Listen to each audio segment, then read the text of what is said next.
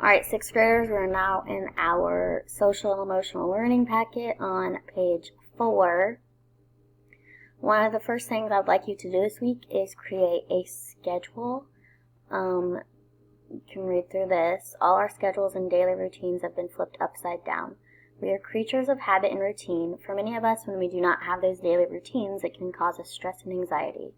This first part will help deal with this anxiety by providing a framework for scheduling your day. So we're going to use this. You are more than welcome to use this chart on your packet. I would encourage you to make it your own. So if you want to get a different piece of paper, grab some colored pencils or markers or crayons, Sharpies, anything. Make it colorful. You can put doodles on it. Something that you are going to make that you will look at and follow. So we all know that when we were in school, we had our schedule. We came in, we did our morning work, we went to specials, we came back, we had math, then we went to lunch, we had recess, then we had language arts, and then, we cleaned up. Some of us did other things in the afternoon. Some of us had, when we had band during the day, we know we had green team during the day. We went to see other teachers during the day, and you always stayed on that strict schedule, and it helped you and your mind stay on task and stay focused. So what I would want you to do is to create your own schedule so you can stay focused on your schoolwork right now. You can have a time to where maybe this is the time you get you get a break. You can, an hour of video games to de-stress yourself and to calm down, and then maybe the next hour you're gonna read Mrs. Frisbee and the Rats of Nim, or you're going to do your science activity or your social studies activity. So something along those lines. If I were to do this myself, I would put, so mine would start, I would assume, at about 7, and I would get up, I would wake up and take a shower. Okay, at 8, I would get dressed, brush my teeth. Well, I'd probably get dressed after my shower. But anyways, brush my teeth. I would eat. Oh my gosh, I can't even do this. Anyways, I would eat, and then I would brush my teeth and whatever. I actually do like taking a walk in the mornings. So my walks are about 20 minutes long. So from about 8, let's say 8:30 to 9, I would take a walk. After that, I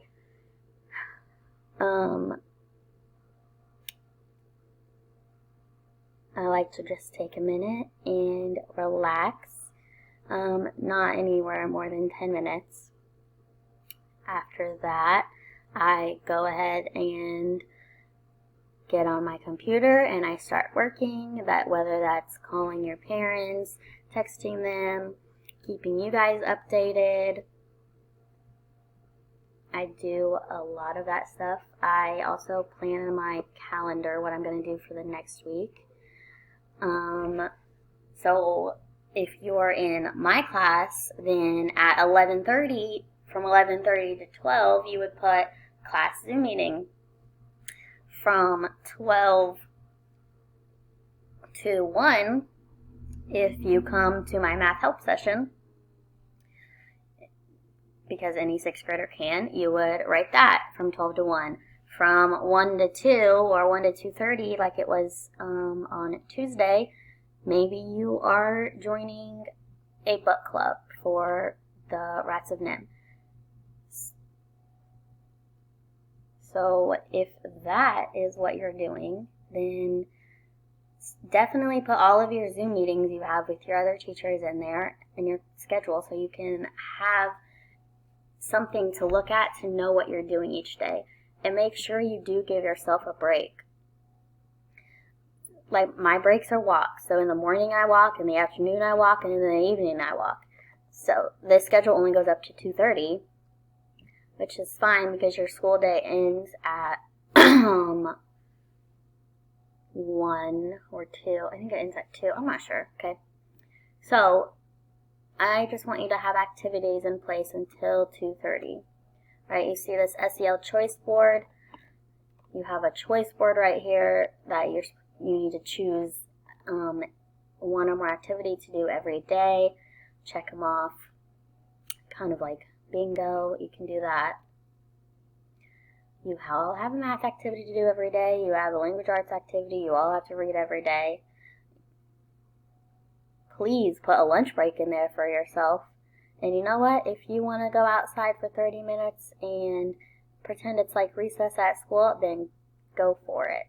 Or maybe that's the time when you're taking a game break or something. And this one even has chores in it. I love it. So I would like you to create your own schedule, and if you feel like it, shoot me a picture of it. I would love to know what your creation looks like.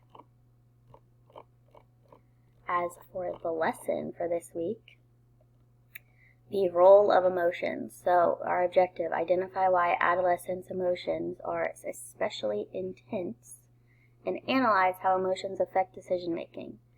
So, right, again, our theme, decision making and thoughts and emotions. The vocabulary word for this week is intense, which means strong or extreme. So your emotions are especially strong or extreme.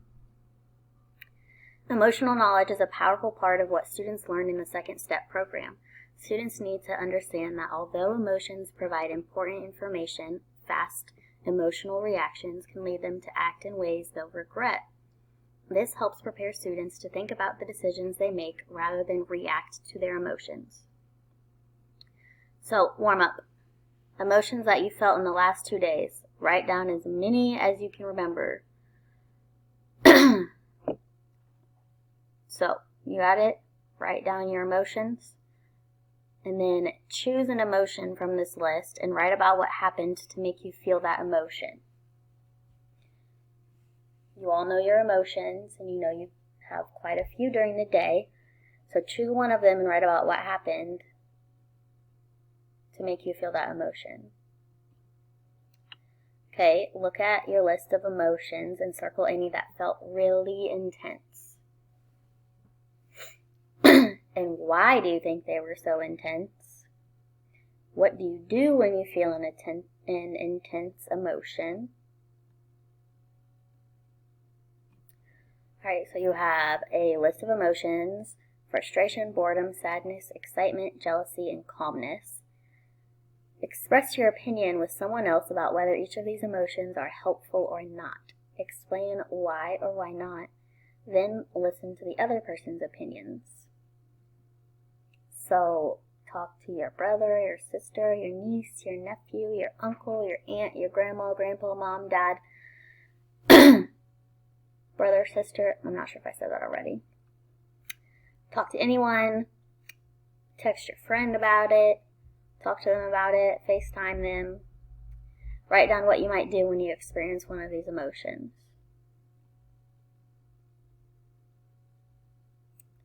So, when I'm frustrated, the first thing I always do when I'm frustrated is I pinch my nose, hoping that it will relieve some tension. And then I sit back and think about why I'm frustrated and how I can help myself. Think, turn, and tell. All emotions can be both helpful and unhelpful. Anger is a common emotion. How can feeling angry help you make a good decision? Describe a time this happened to you. And how can feeling angry cause you to make a bad decision? Describe a time you made a bad decision because you felt angry. I really want you to think back on this question in particular and think about a bad decision that you made when you felt angry. Alright, wrapping up this. Emotions can play a big role in the decisions we make if we let them. We are not our emotions. We get to decide what our emotions we choose to focus on and how they will affect our lives. Identify both good and bad ways another emotion, besides anger, can affect decision making. So choose another emotion and identify both in good and bad ways it can affect our decision making. You can write, draw, or make a T-chart to express your answer. And once again, this week, choose one of these activities to do, one or more to do each day. I like the belly breathing. Game night is always fun in my family.